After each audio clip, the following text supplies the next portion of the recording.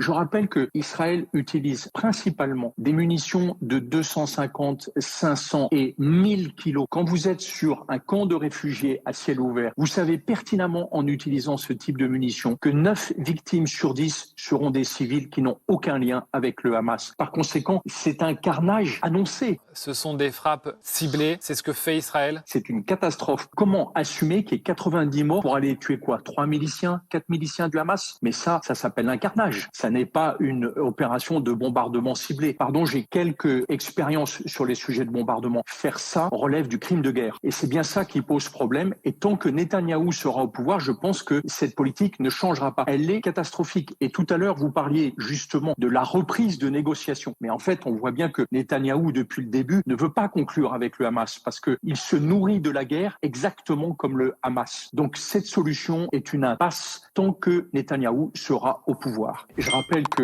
Netanyahou interdit l'accès de la bande de Gaza aux journalistes, encore plus à toute organisation indépendante, évidemment à celle de l'ONU qui viendrait enquêter. Le problème, c'est que ces faits se répètent tous les 2 ou 3 jours et que les bombardements sont quotidiens sur la bande de Gaza. Je rappelle que Israël utilise principalement des munitions de 250, 500 et 1000 kilos. Quand vous êtes sur un camp de réfugiés à ciel ouvert, vous savez pertinemment en utilisant ce type de munitions que 9 victimes sur 10 seront des civils qui n'ont aucun lien avec le Hamas. Par conséquent, c'est un carnage annoncé. Chaque frappe, en fait, fait plus de victimes collatérales que de victimes ciblées. C'est pour ça que ça relève du crime de guerre. Netanyahou cherche à ravager toutes les infrastructures de la bande de Gaza pour la rendre inhabitable. C'est un crime contre l'humanité.